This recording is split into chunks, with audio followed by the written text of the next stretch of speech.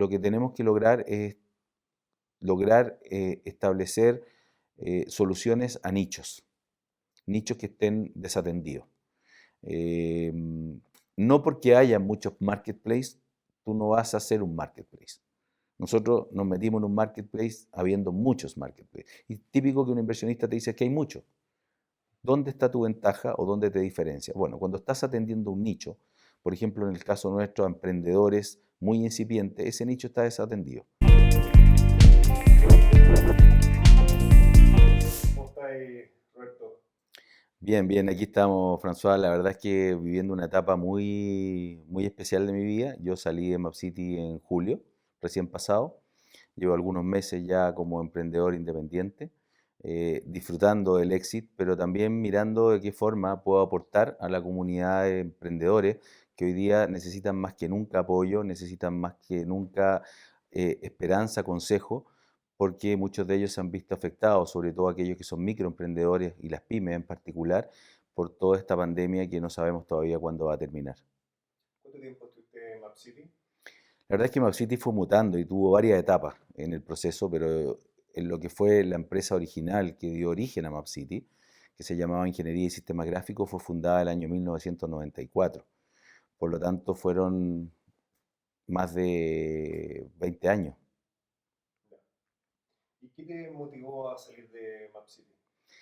La verdad es que es una empresa que fue rentable después de los primeros 6 7 años de vida. Pasamos por el famoso Valle de la Muerte que todos los emprendedores probablemente conocen. Tuvimos altibajos en varios momentos de inflexión en donde la compañía estuvo en riesgo muy, muy fuerte de haber sucumbido o no haber tenido la opción de sobrevivir. Tuvimos que cambiar modelos de negocios por lo menos 3 veces en el camino y los últimos años fueron años de crecimiento muy fuerte, principalmente porque aquello en lo cual nosotros confiamos siempre que iba a ser una necesidad básica del ser humano que tenía que ver con la ubicación de las cosas, la ubicación de las personas y la relación entre los elementos, espacialmente hablando, gracias a Google Maps, gracias a todos estos grandes players que llegaron a ser muy conocidos, los GPS, todo lo que era la ubicación con mapas digitales, los smartphones, ayudaron muchísimo a que tomara mucha fuerza aquello que nosotros veníamos desarrollando y con lo cual veníamos de alguna manera pregonando muchos años antes. Nosotros nacimos 10 años antes que Google Maps apareciera en el mercado. Ya. Bueno, y tú lanzaste hace poco un libro y me imagino que en ese libro rescatas muchos aprendizajes que tuviste en esta etapa. Mira, cuando tú tienes 20 años, 25 años de historia en una empresa que se reinventó muchas veces, que no nació en el mundo de Internet, si bien la gente cree que MapCity nace en el mundo de Internet, MapCity nace a partir de otra empresa, muchos antes que Internet, por lo menos 6 7 años antes que existiera el primer browser. Por lo tanto, nosotros nos subimos al carro de Internet por ahí por el año 1997, cuando recién estaba incipiente Internet en el mundo y particularmente en Chile había muy poquitas personas conectadas. Entonces aprendimos de eso en el proceso. No fuimos una empresa que nacimos digital, nos subimos al carro digital.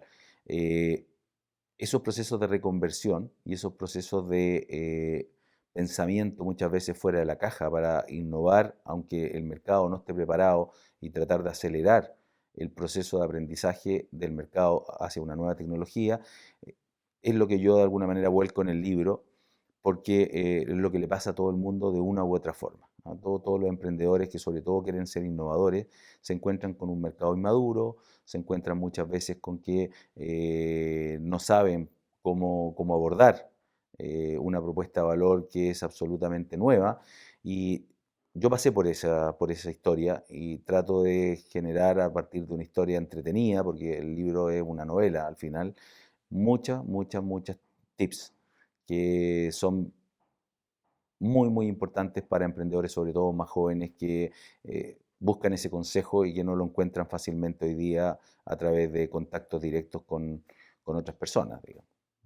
¿Y como qué tip así se te viene a la mente que te gustaría transmitirle a quien vea este video? Bueno, hay muchos, ¿ah? Uno que a mí me pasó y que me costó muchísimo superar y que hoy día yo te diría que lo veo en muchos emprendedores visionarios, es que son muy buenos para iniciar empresas, tienen la visión, tienen la potencia, pero cuando la empresa comienza a crecer y cuando la empresa tiene un proceso de expansión, a ellos les cuesta muchísimo soltar ciertos elementos que están asociados al micromanagement, por ejemplo, y que tiene que delegar a otros colaboradores que muchas veces no son ni siquiera los socios, sino que gente que contratan para poder expandirse. Y la confianza es uno de los elementos fundamentales que tienen que desarrollar dentro de la empresa para generar empowerment, para generar empoderamiento hacia esos colaboradores y no estar metido en todo, sino que mantenerse en su rol fundamental, que es el rol de visionario, el rol de ver hacia dónde va el futuro de la compañía. Pero el management o el micromanagement se lo tienen que dejar probablemente una persona que sea más especialista en ese tipo de gestión, ¿no?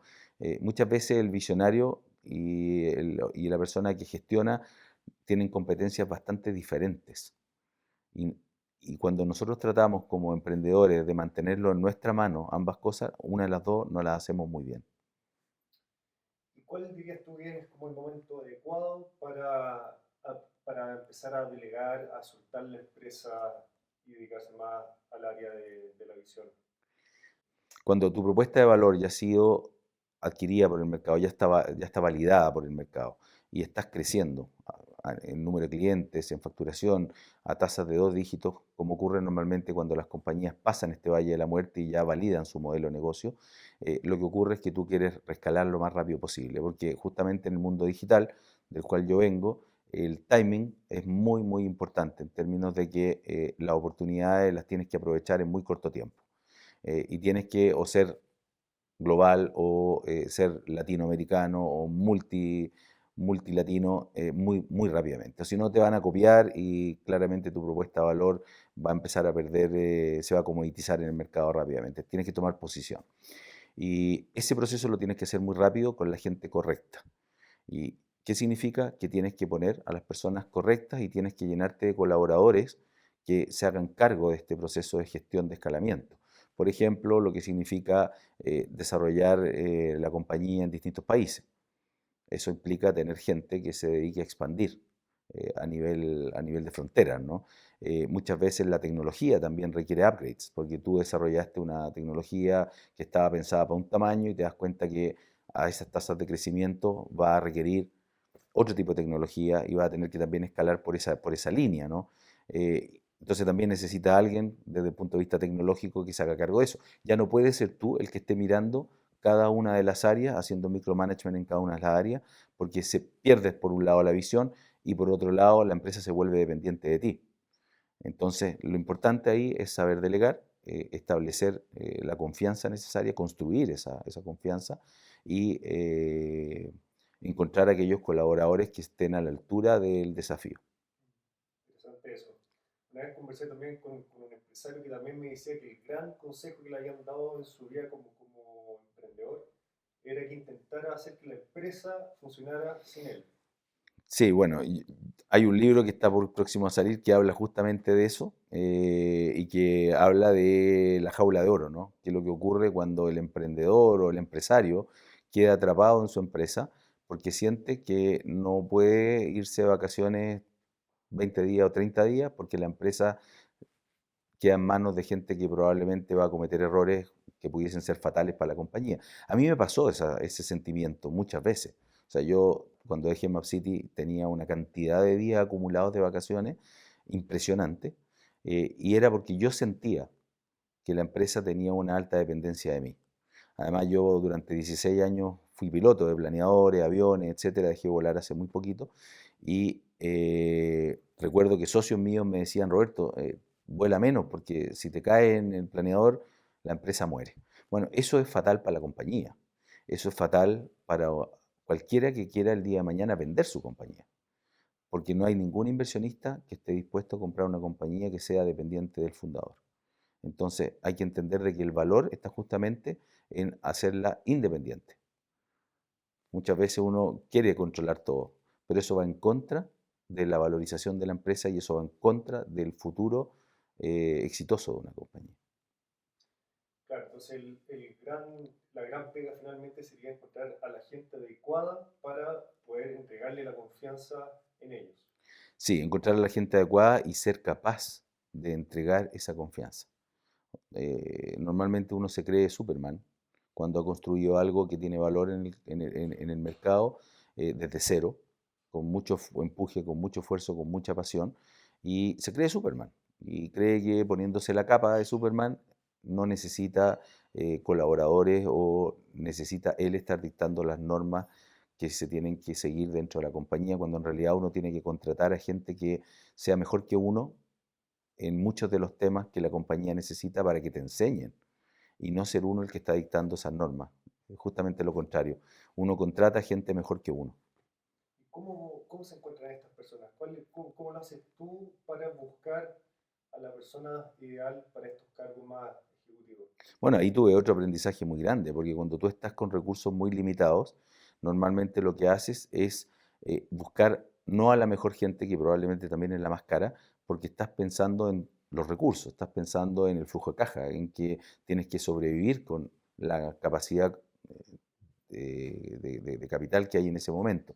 Sin embargo, hoy día te diría que con toda la experiencia que tengo, tienes que buscar a los mejores o tienes que buscar a los mejores posibles para producir el más rápido avance y el más rápido escalamiento y no dilatar, por ejemplo, o postergar ese proceso de crecimiento porque no tienes los colaboradores adecuados, porque eso es mucho más caro. Normalmente cuando hay un muy buen equipo, ese equipo renta y ese equipo demuestra que puede escalar rápido y la verdad es que el capital llega. Nosotros en nuestro caso no tuvimos rondas de financiamiento.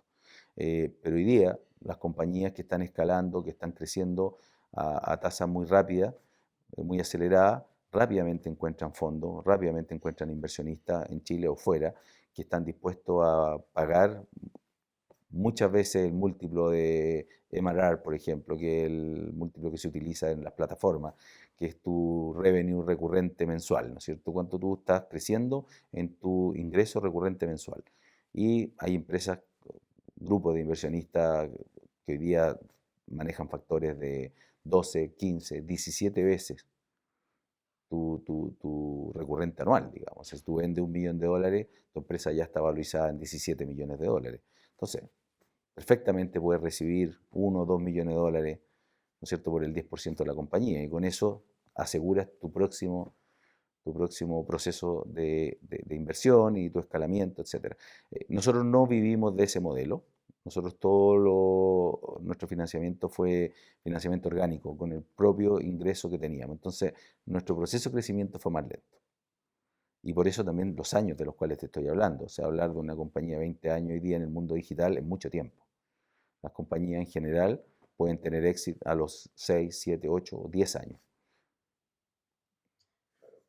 Y volviendo al tema de buscar a las personas ideales para tu empresa, ¿qué tipo de habilidades buscas en particular? ¿O cómo sabes si una persona va a ser la adecuada o no para el trabajo? Bueno, yo creo que es lo más difícil. Yo no soy experto en el tema de reclutamiento, selección. Normalmente me apoyé en especialistas, pero te diría que lo que yo trataría de buscar hoy día es gente que venga de la industria, por ejemplo, a la cual estoy sirviendo, si es que quiero entender bien al cliente, porque hoy día es básico entender perfectamente al cliente. Y si tú no estás metido en la industria, tú no vienes de la industria, la mejor forma es traer gente de la industria para entender la problemática y el dolor que estás tratando de resolver. Entonces, si tú quieres atender, por ejemplo, la industria de telecomunicaciones con alguna problemática que tú crees que ellos tienen, bueno, antes de ponerte a desarrollar soluciones para la industria de telecomunicaciones, valida que efectivamente ese dolor es real y que la solución que estás ideando es una solución válida. Y para eso, o te metes en la industria y conversas con los actores, o traes gente de la industria a tu compañía que sea capaz de ayudarte en ese proceso de entendimiento del dolor. Eso desde el lado de la solución. Y desde el lado de la venta, bueno, gente que también venga de industrias similares.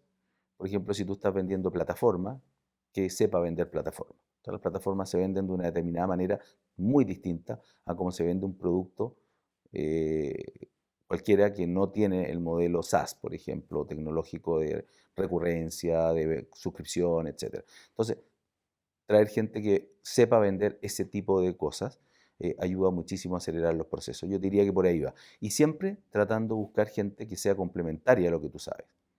Yo, por ejemplo, soy ingeniero en computación, tengo un background tecnológico fuerte, pero del mundo legal sé poco, del mundo de recursos humanos tampoco sabía mucho. Entonces, tratar de rodearte de aquellas personas que tengan el expertise en cada uno de los temas en donde se va a desarrollar la compañía. Si tú vas a poner una cadena de restaurantes, bueno, alguien que sepa el mundo y el negocio de los restaurantes, digamos, evidentemente. Tratar tú de aprender te va a significar costos que pueden hacer que la empresa fracase simplemente porque hay cosas evidentes que aprendiste y que te costaron muy caro en el camino. Y cuando estás en una entrevista, por ejemplo, ¿hay alguna pregunta en particular que te gusta hacerle a los candidatos para tratar de ver quién es el más adecuado o no?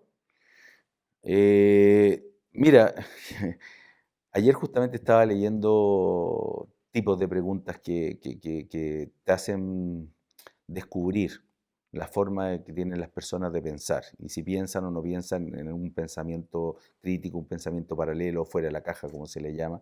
Y hay una pregunta que en algún minuto me hicieron y la estaba revisando ayer en la noche, que tiene que ver con, no sé si tú la conociste o no, pero vas en una carretera, lluvia torrencial, y te encuentras en un paradero, en la mitad de la nada, con, que hay tres personas que están esperando el próximo bus.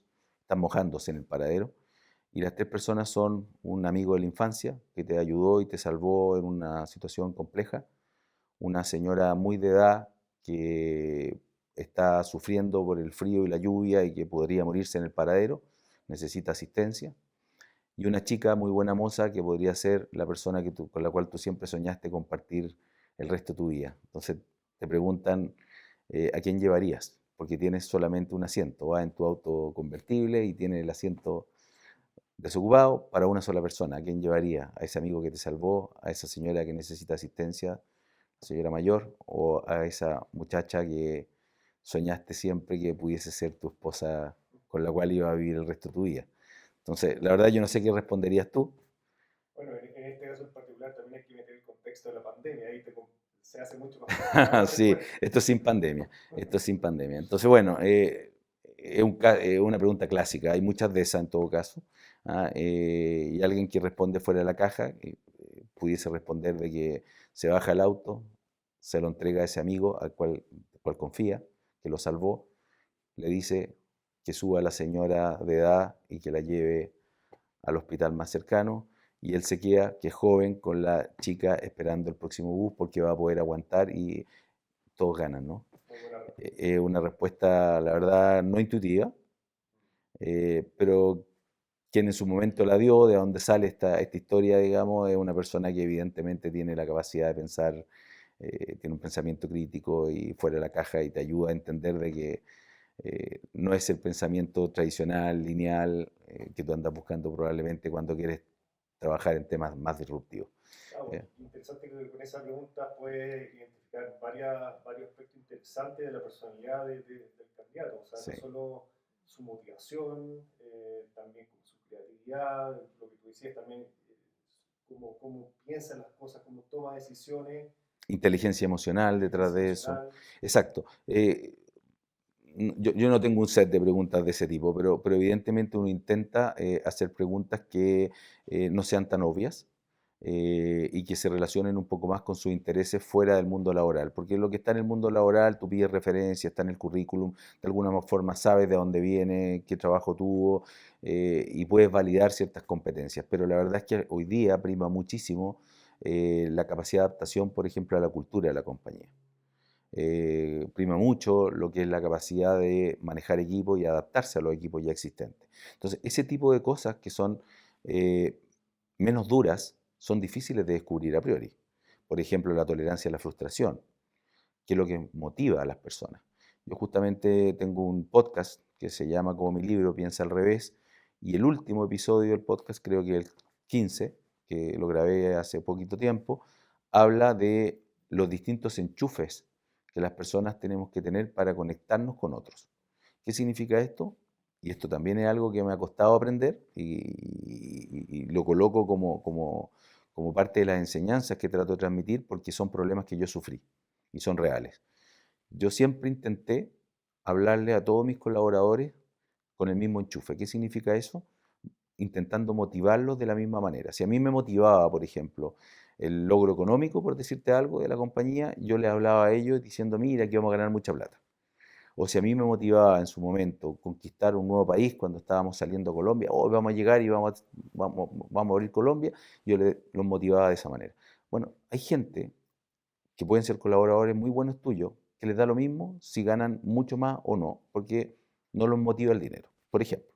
O ese éxito empresarial de llegar a otros países tampoco es su movilizador. Y a lo mejor su movilizador es tener el viernes libre, porque acaban de tener su primer hijo y quieren pasar más con la familia y quieren vivir esa etapa. No tengo idea. Entonces, si tú no conectas con las personas, con las motivaciones individuales, que son muy diversas y que cada uno puede tener y que tienes que ser capaz de conocer, les va a hablar a todos con el mismo enchufe. Por eso hablo del enchufe. Entonces, cuando Tiene que tú ver eres, mucho con la empatía, finalmente. tiene que ver con la empatía y tiene que ver con descubrir cuál es el enchufe que cada uno tiene para conectarte con cada uno de ellos de distintas formas. Y eso va a permitir de que mantengas viva esa pasión en el equipo, esa motivación que es tan necesaria, sobre todo cuando estás emprendiendo, que muchas veces no pagan los mejores sueldos. Muchas veces hay apuestas que la gente está haciendo.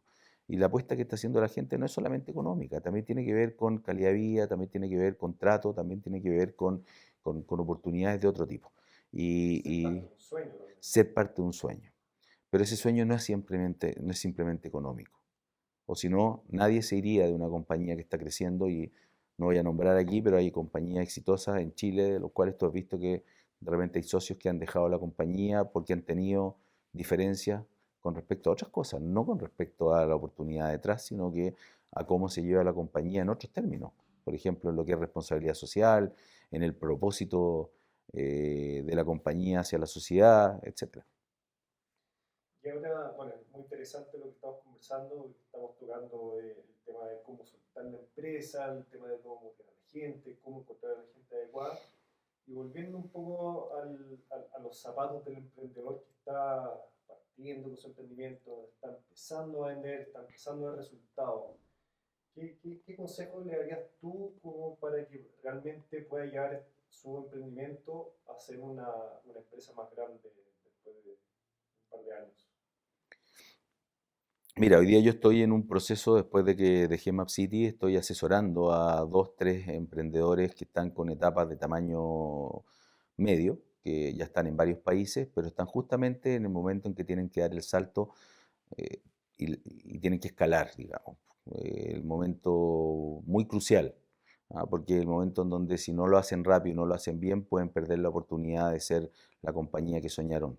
Y yo estoy acompañándolos en las conversaciones con inversionistas, muchas veces hablamos de estrategia, discutimos cosas como las contrataciones, a qué velocidad crecer, o es un acompañamiento tipo mentoría, tipo advisor, ¿no es cierto? Que me acomoda muchísimo en esta etapa porque yo llevo muchos años conversando con emprendedores y justamente el libro lo saqué para transmitir de manera más masiva los conocimientos que me parecía que yo podía entregarles, pero no de manera uno a uno como lo venía haciendo en los últimos años. Entonces, hoy día estoy en ese proceso de ayudar a estos emprendedores y lo que veo es que se encuentran en el momento en que tienen que escalar con muchas preguntas que no saben cómo responderse. Por ejemplo, si es que es el momento adecuado o no es el momento adecuado de incorporar a un inversionista. Una vez que se decide si sí o si no, ¿cuál es el tipo de inversionista? No todos calzan con la etapa en la cual tú te encuentras. Por ejemplo, un fondo de inversión es muy distinto a un venture capital. O sea, tienen estrategias de salida diferentes, buscan distintas cosas dentro de la compañía, te van a exigir también distintas cosas. Entonces, depende cuál es la etapa en la cual tú estés viviendo, tienes que tomar decisiones distintas con respecto a cómo crecer. Y yo te diría que las primeras fases, una vez que creaste la empresa, pasaste el Valle de la Muerte, hiciste todo tú, fuiste el One Man Show, y llega este momento en donde la compañía ya está validada, ya tiene una validación de mercado y estás creciendo, bueno, vienen otros desafíos que no son menos importantes ni tampoco son más fáciles de resolver, porque muchas sociedades se quiebran en esos procesos. Los socios pelean, por ejemplo. O sea, ya hay dinero o hay dinero potencial en la mesa y es cuando empiezan las dificultades, digamos. ¿Qué es lo que quiero hacer? ¿Lo quiero sacar? ¿Que queremos dar dividendo? ¿No? ¿Reinvirtamos? O sea, hay una serie de decisiones que son complejas y que hablan de una etapa de madurez diferente en donde se requiere que la empresa se comience a profesionalizar. Por ejemplo, que la administración deje de estar en las manos, por ejemplo, del visionario, que el visionario siga con su aporte de visión y que a lo mejor entregues la gerencia general a una persona externa o a una persona de la misma empresa o a un socio que no es el visionario, que a lo mejor te comience a asesorar de manera un poco más profesional en el mundo de la finanza, que tenga la empresa ordenada, porque con lo que te vas a encontrar, con que un inversionista lo primero que quiere ver es que tú tengas el control absoluto de las finanzas, eso es lo primero que miran. Entonces, son cuestiones que uno muchas veces retrasa como decisión, porque al comienzo, cuando hay poco que repartir, a lo mejor no tiene mucha importancia. Pero llega un momento en donde te tienes que empezar a preocupar de esa profesionalización. Esas decisiones son a veces muy difíciles de tomar porque tienen que ser tomadas de manera adecuada y en el momento adecuado. Y yo te diría que en esa etapa en la cual yo estoy hoy día apoyando, porque creo que hay poca gente que haya vivido estos procesos y que haya después crecido a un tamaño que, por ejemplo, la empresa pueda hacer un éxito. No hay muchos éxitos en Chile de startups. Entonces, ahí es donde siento que tengo la posibilidad de aportar un poco más, porque ya viví etapas de inversión distintas, tuve posibilidades de venta fallidos previo a la última, que fue exitosa, y sé por qué fallaron. Una de ellas falló porque yo era One Man Show, y ahí está un poco la explicación de por qué hablo mucho de no ser One Man Show y construir este equipo. Bueno, y la última que fue en dos etapas, digamos, y también tengo la experiencia de haber vivido una etapa de integración, siendo socio dentro de la compañía durante 3 años y medio, lo cual también es difícil. Es difícil que te compren una parte y que tú sigas siendo el líder de la compañía cuando tienes otra empresa que va a imponer sus leyes o que va a tener su propio norte. Es muy difícil desde el punto de vista emocional, es muy difícil desde el punto de vista de la pérdida de control. Entonces es algo a lo cual uno tiene que estar preparado y tiene que saber cómo enfrentar si es que está en una negociación en donde te van a comprar por parte. Hay mucho de ego involucrado. Hay de todo, hay mucho de ego, hay mucho de pérdida de control, hay una serie de elementos emocionales súper fuertes que la verdad las cosas que yo no soñé que iban a ser tan fuertes. A mí me afectaron mucho, sobre todo los primeros meses o durante el primer año, y que tienes que saber sobrellevar y tienes que saber que te vas a enfrentar a ello. Porque la negociación, por ejemplo, si una compañía te va a comprar el control, tú tienes que saber de que perdiste el control en ese momento, al día siguiente. Bueno, ¿qué significa perder el control? Muchas cosas, muchas cosas. Tu sueño ya no es tu sueño. Tú aportas al sueño de otro. Bueno, ¿qué significa eso? Entonces, la decisión de si vendes o no vendes, cómo vendes, vendo el 100 o no vendo nada, vendo el control, no, son cuestiones muy complejas y que muchas veces los emprendedores se enfrentan a eso ante la necesidad de capital o hacia la oportunidad que se les presenta de hacer cash out o de tener, ¿no es cierto?, una caja importante para crecer. Bueno, se entregan a un inversionista sin evaluar los costos que esto puede tener o si es que realmente es la mejor opción que están tomando en ese momento.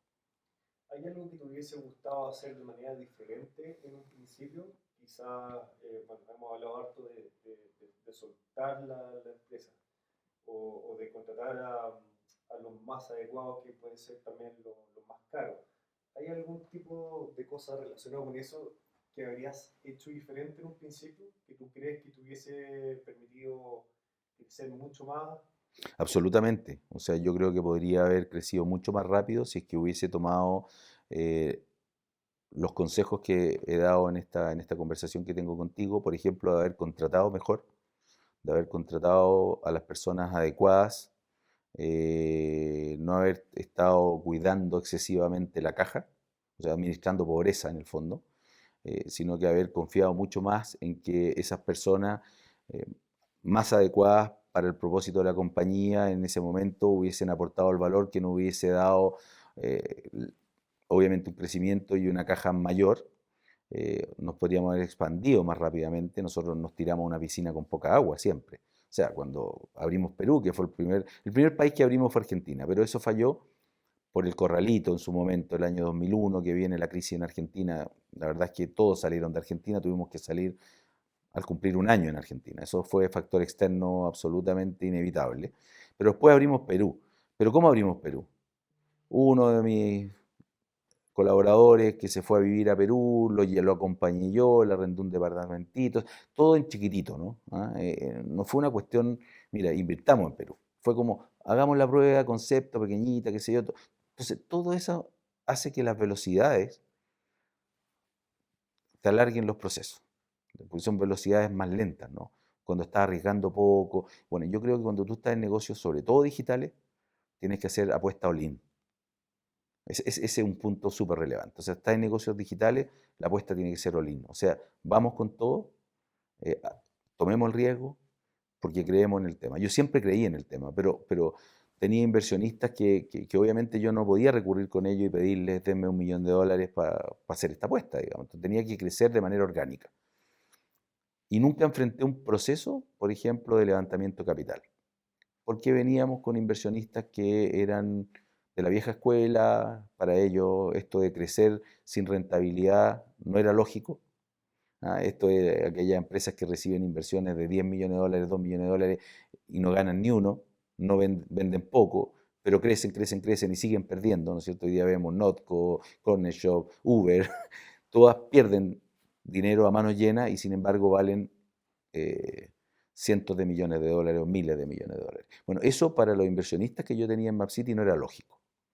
Entonces no era lógico tampoco recurrir a ellos y decir, mira, sigamos inyectándole capital a esto porque en algún minuto va a dar, porque era de una filosofía distinta, que no viene del mundo digital. Entonces eso me impidió a mí, te diría yo, que crecer a la velocidad que debimos haber crecido. Y eso probablemente hubiese transformado a la empresa en algo 5, 10, 20 veces más grande. O sea, estoy muy agradecido, la empresa se vendió muy bien, hoy día no puedo más que dar gracias de lo que ocurrió. Sin embargo, fue mucho más duro, mucho más largo, mucho más esforzado de lo que podría haber sido. Tiene que ver mucho entonces con tener más confianza de uno mismo y de lo que está haciendo y del proyecto en sí. No, no, yo tenía mucha confianza y creo que justamente una de las cosas que un emprendedor tiene que tener es absoluta confianza en el proyecto que está ejecutando. Yo creo que una de las razones por las cuales se logró con MapCity lo que se logró es por la confianza, la pasión y la entrega que le dimos como equipo, digamos, y yo como líder. Pero sí también tengo que decirte que los socios sí importan. O sea, los socios tienen que estar adheridos a tu sueño, tienen que compartirlo. Y probablemente yo tenía un sueño que era distinto al sueño que tenían los socios de ese momento. Y lamentablemente en esa época yo era minoritario, tenía poca influencia, no tenía el capital, no tenía el patrimonio para poder yo haber hecho ese proceso de manera independiente, entonces dependía un poco de que este sueño fuese compartido. Yo creo que es muy importante que tú elijas bien a tus socios. Esa es la pregunta que quería hacer. Yo creo que muchos emprendedores subestiman la elección de un socio. Es probable, y muchos además no solamente subestiman la elección de un socio, sino que buscan a ese socio que se parece a ti. ¿Qué significa? El compañero de la universidad con el que me llevé muy bien y estudié los 5 o 6 años de la carrera, entonces este es mi socio porque me va a llevar bien. Pero resulta que los dos saben lo mismo, los dos tienen la misma visión, tienen el mismo aporte, no van a tener discusiones, no van a tener visiones diferentes y al final Los dos tienen los mismos miedos, quizás. los mismos miedos, exactamente. Las familias vienen de orígenes iguales. O sea, la verdad es que justamente los socios tienen que ser divergentes en su pensamiento. O sea, ojalá uno del mundo científico, otro del mundo artístico, es decir, usan los dos lados del cerebro y la verdad es que impresionante como un artista te puede dar un punto de vista totalmente distinto a una empresa que aunque tenga que ver mucho más con el mundo ingenieril, el artista va a aportar su visión. Entonces yo te diría que busques socios 100% complementarios.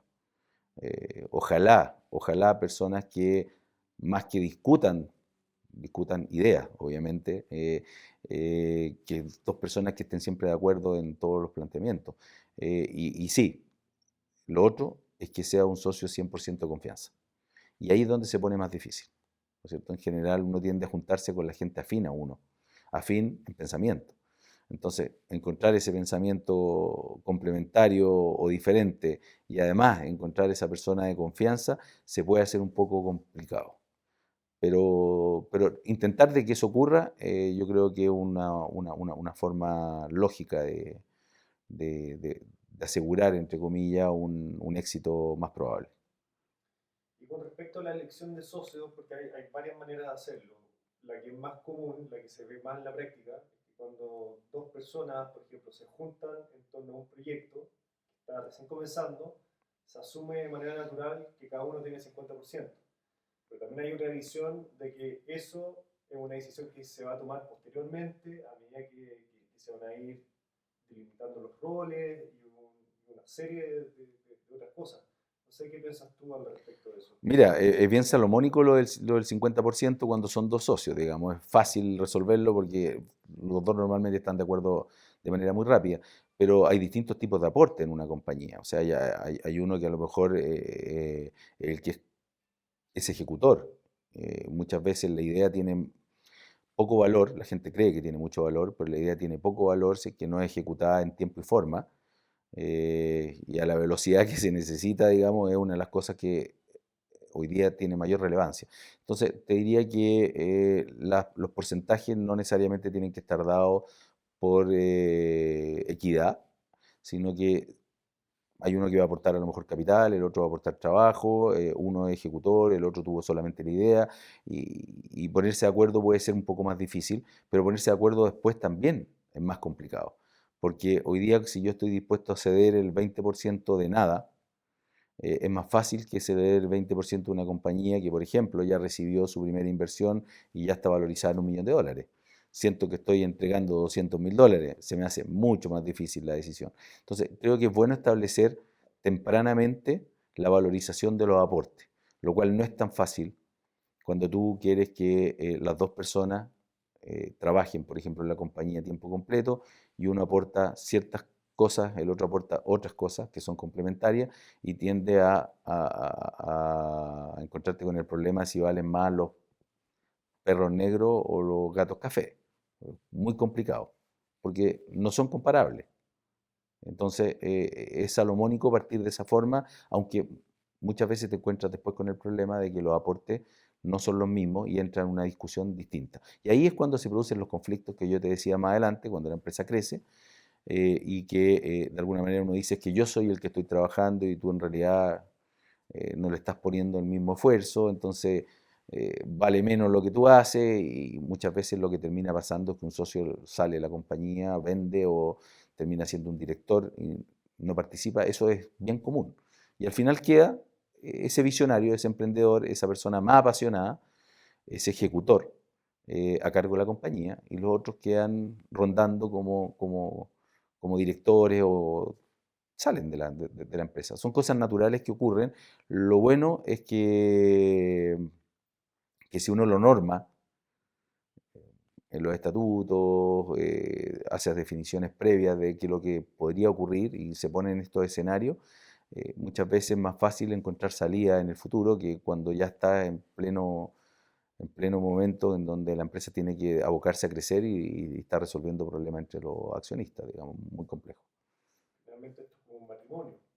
Esto como un matrimonio, no puedes prever todo, efectivamente, como un matrimonio, no puedes prever todo.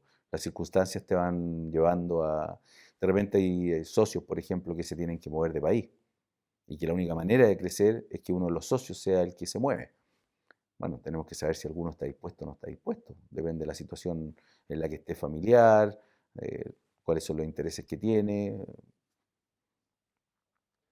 Cuéntame un poco de los proyectos actuales en los que estás metido. Mira, yo cuando empezó la crisis social, empezó la pandemia, MapCity siempre se ha destacado en Chile y en los países en los que estamos por tratar de ayudar desde nuestra visión de la geografía a la población.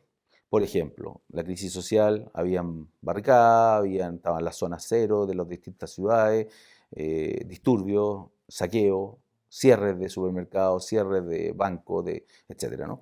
Entonces nosotros siempre mantuvimos durante la crisis social el termómetro de lo que estaba ocurriendo en las distintas ciudades y sacábamos notas en prensa para tratar de ayudar a que la gente entendiera eh, dónde estaban ocurriendo las cosas, tuviese más precaución o que le entregáramos información al mercado, por ejemplo, de que se habían cerrado los supermercados de una comuna y la gente no tenía acceso. Entonces, siempre hemos estado ayudando desde ese punto de vista con información. Después viene la pandemia y pasó exactamente lo mismo. Intentamos ayudar porque habían empresas que podían atender y otras que no podían atender de acuerdo a lo que se estaba ocurriendo semana a semana. Empresas de primera necesidad, algunas abrían, otras cerraban, entonces no tenían ni dónde comprar insumos, ¿no? Entonces también lanzamos una aplicación a nivel de Chile, Perú y Ecuador, simultáneamente, casi simultáneamente en los tres países, que permitía que las empresas se visibilizaran, aquellas que estaban abiertas, para que los consumidores pudieran acceder a ellas de manera mucho más fácil. Entonces, yo siempre he estado vinculado a ese proceso de ayudar con información. Y justo al momento de comenzar a salir de MapCity, en junio, julio de este año, convoqué a un par de personas para desarrollar una plataforma que permitiera que los emprendedores que estaban reconvirtiéndose, aquellos que habían sido despedidos o aquellos que necesitaban porque les estaba yendo mal con sus negocios, comenzar a generar ingresos de otra manera y muchos se volcaron al comercio electrónico. Entonces dije, ¿cómo poder ayudar a estos emprendedores, a estos microempresarios con una plataforma especialmente diseñada para ello, que les permitiera rápidamente estar vendiendo o estar promoviendo sus productos y servicios? Y lanzamos con estas personas que invité a colaborar en el proyecto una plataforma que se llama Caladu. Es con dos O, no es con U. Caladu.cl.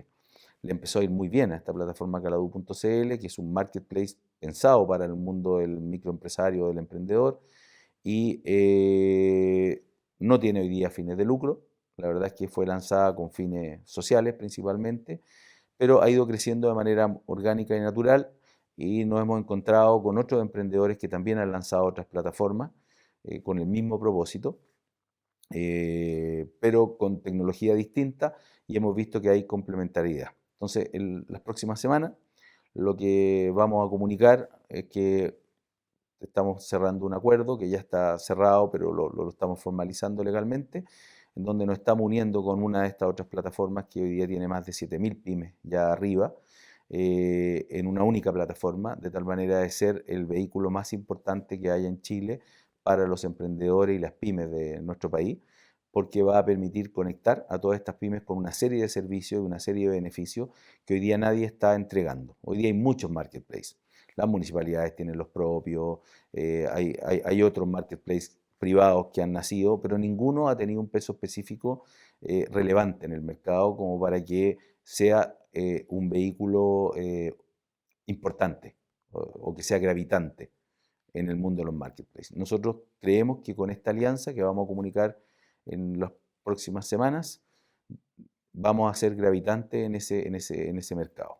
Y probablemente eso va a dar origen a muchas cosas que vamos a estar conversando en alguna entrevista. Así que interesante el giro que dio, una iniciativa que pretendía ser un poco más social, más pequeña. Es probable que se convierta en algo bastante más grande y importante para las pymes que hoy día necesitan mucha ayuda. ¿Y cómo funciona Calabús si soy una pyme y quiero estar en Calabús? ¿Cuál es el proceso? Simplemente tú te registras, hoy día no estamos exigiendo ni siquiera root. Root, estoy hablando de un root jurídico. O sea, hoy día tú puedes ser un emprendedor que está recién comenzando, por ejemplo, a fabricar tortas en tu casa y que está vendiendo tortas como un emprendedor, puedes estar en Calado. Cosa que no te permite, la mayoría de los marketplaces te exigen que tú ya estés constituido jurídicamente. Bueno, nosotros como quisimos ayudar, dijimos, bueno, estos emprendedores que subsistan en su propósito de emprender, muchos de ellos son emprendedores que empezaron a desarrollar servicios, no se constituyeron como empresa, pero hoy día les está yendo tan bien que se están constituyendo como empresa. Así nació Nutrabien. Yo conozco a Patricio Jaras, a Isabela Jaras, que es la hermana. Nutrabien, que se vende hace 4 o 5 años en decenas de millones de dólares a una multinacional, nace en Estados Unidos en la cocina de de un departamento. Y después se transforma en una compañía gigante, ¿no? Entonces, muchos emprendedores que hoy día están en esa situación van a seguir probablemente con su emprendimiento porque encontraron un nicho, el e-commerce les está funcionando, el producto es un producto de valor y se van a formalizar. Entonces, nosotros quisimos darle espacio a esos emprendedores independientemente si estaban o no formalizados y probablemente aquellos que no se van a formalizar van a desaparecer y el resto se van a formalizar y van a subirse a la plataforma con su root y con todas las formalidades. Pero es muy fácil, no requieren nada. Hay una validación en donde nosotros validamos ciertas cosas básicas de que quien está inscribiéndose es quien dice ser, etcétera, etcétera, pero pueden empezar a vender a los 5 minutos y es gratis. Nosotros no estamos cobrando nada por vender en la plataforma. Si usan el medio pago que les estamos promoviendo, como Mercado Pago, como la tarjeta Match, que están incorporados ahí, obviamente ellos cobran la comisión que cobran por usar ese medio pago, pero Caladú no recibe comisión por estar en la plataforma. Y de verdad que está construida para que sea muy fácil vender ahí. Y también se puede publicitar en Caladuz como pyme, así como en Mercado Pago uno puede estar como en la parte más arriba de la búsqueda. ¿Hay algo así incorporado? Mira, nosotros tenemos un algoritmo que te permite aparecer primero, pero en función de la calidad de lo que tú estás exponiendo. O sea, por ejemplo, cuántas ventas hace esa empresa, que es la relevancia al final. Nosotros medimos la relevancia. Todavía no tenemos la posibilidad de que la gente eh, valorice los productos, es algo que viene ahora próximamente, pero sí tenemos un algoritmo que permite medir qué tan relevante es en esa búsqueda esa pyme o ese emprendedor o los productos que ahí están. Entonces, de alguna manera los estamos presentando en función de esa relevancia, que no es alterable externamente. O sea, tú no puedes pagar para salir primero. Lo hace en forma natural el algoritmo. Esto va a ir evolucionando en el futuro. Queremos que la segmentación sea muy, muy buena. Y para eso estamos utilizando inteligencia artificial, por ejemplo, para clasificar los productos. O sea, si tú subes productos, ni siquiera tienes que decir qué producto estás subiendo, el sistema te los autoclasifica. O sea, estás subiendo, no sé, una pan o una torta, el sistema va a saber que es torta. Eh, Va a saber qué es alimento. Entonces, cuando busques alimento, cuando busques torta, va a aparecer tu producto en forma natural sin que tú le hayas puesto tags. Obviamente también puede agregarle otras descripciones, pero estamos tratando de que sea lo más automático y lo más efectivo posible para que el emprendedor no necesite conocimiento y no necesite demasiada experiencia para estar en este marketplace. ¿Hay algunas buenas prácticas que tú le recomendarías a una pyme para que pueda vender en esta plataforma? Mira, hoy día hay dos elementos que son muy relevantes cuando tú tratas de vender. Uno es la calidad de la imagen, de la fotografía que subes. O sea, la calidad de verdad que impacta muchísimo en tu conversión final. O sea, cuando tienes una fotografía de buena calidad, la conversión aumenta, pero exponencialmente. Entonces, primero es invertir un poco en eso. Si es que no tienes buen equipamiento, vas a sacar una buena fotografía, ojalá con un fondo que no sea difuso, que permita ver el producto en todas sus dimensiones, que tengas varias fotos del producto desde distintos ángulos con buena iluminación, eso es vital. Y lo segundo, el delivery. Hoy día, lamentablemente, el delivery está influenciando muchísimo a que los productos no se vendan o cuando tú tienes un delivery muy caro, termina siendo más caro que el mercado. El delivery en productos baratos impacta mucho. O sea, cuando te cobran 4.000 pesos, 3.000 pesos por el envío en un producto de 8, está hablando del 30 o 40% del valor del producto. Entonces, si tú logras dar delivery gratis, ya sea haciendo combos, paquetes, nosotros hoy día, por ejemplo, estamos haciendo paquetes navideños con la empresa con la cual nos estamos fusionando y se están vendiendo muy bien. Y son paquetes navideños que tienen un valor, un ticket promedio más alto, entonces el delivery o el costo de envío no influye demasiado en el costo del paquete y eso hace de que se venda mucho mejor que un producto barato. Entonces tienes que tratar de lograr acuerdos de entrega, digamos, que sean ojalá lo más baratos posible y muchos de estos emprendedores incluso son ellos los que están entregando o hacen retiro en el local. Y el retiro en el local también funciona bastante bien cuando logras segmentar por geografía, cosa que nosotros sí tenemos. O sea, nosotros segmentamos por geografía de tal manera que tú puedes saber quién está cerca tuyo cuando estás comprando. Y eso te permite, de repente, no tener que pagar el delivery, sales y retiras tu producto y no tienes que pagar de más porque normalmente los precios son más bajos que el mercado. La última, Roberto. ¿Qué gran consejo le darías a un emprendedor en los tiempos actuales que estamos viviendo y ya pensando más en el año que viene, 2021? Un consejo a los emprendedores en estos tiempos de pandemia, una súper buena pregunta. Es difícil, le diría primero que lean mi libro, porque mi libro los va a inspirar, les va a gustar mucho, creo que pueden sacar ideas de ahí muy, muy, muy interesantes, porque además es un libro que es atemporal y que habla desde la crisis siempre. O sea, yo diría que permanentemente viví administrando, como digo, una empresa que tenía que vivir y crecer de manera orgánica. No teníamos grandes fondos para poder crecer. Entonces, es lo que hoy día están viviendo muchas personas, muchos emprendedores que tienen que reinventarse con pocos recursos y con mucho temor hacia el futuro. Eh, ¿Qué es lo que les diría? Yo soy un emprendedor de base tecnológica, me gustan mucho los negocios que tienen base tecnológica. Creo que hoy día hay mucha barrera baja para emprender en el mundo tecnológico, o sea, no hay barreras de entrada, porque está todo ahí prácticamente gratis o muy barato. Entonces, lo que tenemos que lograr es lograr establecer soluciones a nichos, nichos que estén desatendidos. Eh, no porque haya muchos marketplaces, tú no vas a hacer un marketplace. Nosotros nos metimos en un marketplace habiendo muchos marketplaces. Y típico que un inversionista te dice que hay muchos. ¿Dónde está tu ventaja o dónde te diferencia? Bueno, cuando estás atendiendo un nicho, por ejemplo, en el caso nuestro, a emprendedores muy incipientes, ese nicho está desatendido. Entonces tú puedes hacer una oferta de valor a nichos específicos.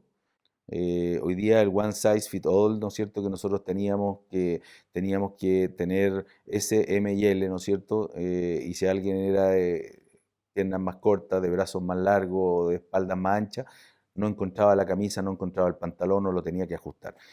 Hoy día lo que nos permite la tecnología es justamente atender a esos segmentos que son especiales o son los segmentos que te generan el 20% del negocio, pero que son muchos segmentos y es gente que no encuentra la oferta o la propuesta de valor adecuada para ellos. Desde libros, ¿no es cierto?, que podemos imprimir a pedido.